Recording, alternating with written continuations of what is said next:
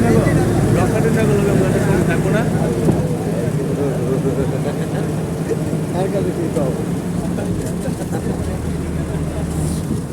Guys, আমরা এখন airport থেকে ঢাকার উদ্দেশ্যে রওনা করলাম এলিভেট এক্সপ্রেসে।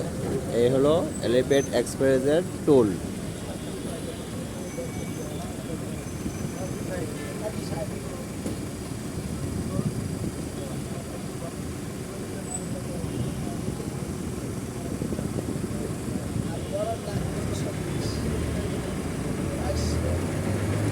এই আমরা টোল, এই হলো টোল বক্স, এই যে টোল দিচ্ছে, এই নেওয়া হলো, এই যে টিকিটগুলো, এই যে টোল ম্যান। এই আমরা এখন শুরু করলাম। যেই ঢাকা যেতে এক সময় 3 থেকে 4 ঘন্টা সময় লাগতো, এখন মাত্র 20 মিনিটেই ঢাকা চলে যাওয়া যাচ্ছে। সর্বোচ্চ 40 মিনিট সময় লাগে। এই দেখেন সেই অবদান।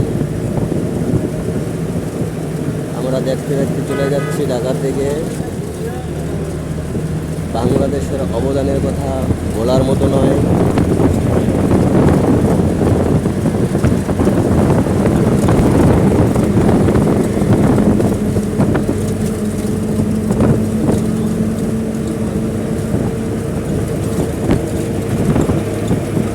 আমরা দেখতে চেয়েছিলাম বাংলাদেশকে শিলং, আমরা বাংলাদেশ থেকে দেখতে চেয়েছিলাম সিঙ্গাপুর ও মালয়েশিয়ার মতো।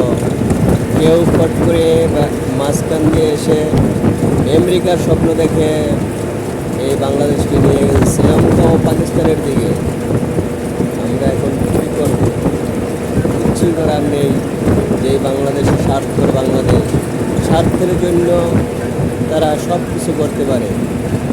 কারণ বাঙালি এমন একটা জাতি, সেটা বাংলাদেশের বাইরে আমি দেখলাম কোনো দেশেই দেখতে পারে না বাঙালিকে। কারণ তারা নিজের সাথে নিজে বেইমানি করতে পারে। এই দেশের যে উন্নয়ন হইতে লাগছিল, এই দেশের উন্নয়নটাকে হঠাৎ করে থামিয়ে দিয়েছে। বাংলাদেশের এই হলো ধর্ম।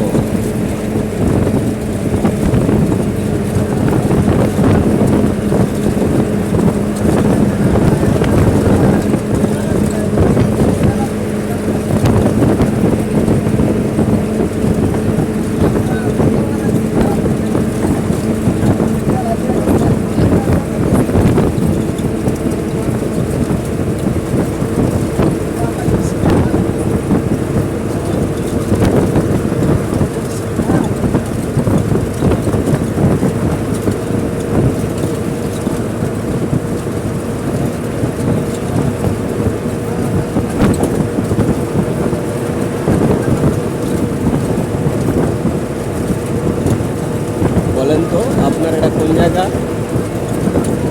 অনেকেই যারা যারা হয়তো চিনেন তারা বলতে পারবেন, যারা চিনেন না তারা মনে করবেন যে এটা হয়তো বিশ্বের কোনো বাহিরের কান্ট্রি।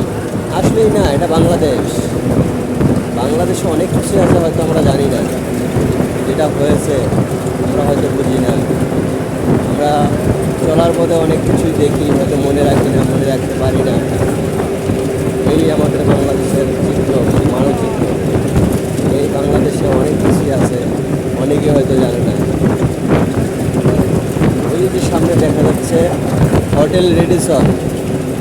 এবার বলেন তো এটা কোন জায়গা? এই যে সামনে হোটেল রেডিসন দেখা যাচ্ছে।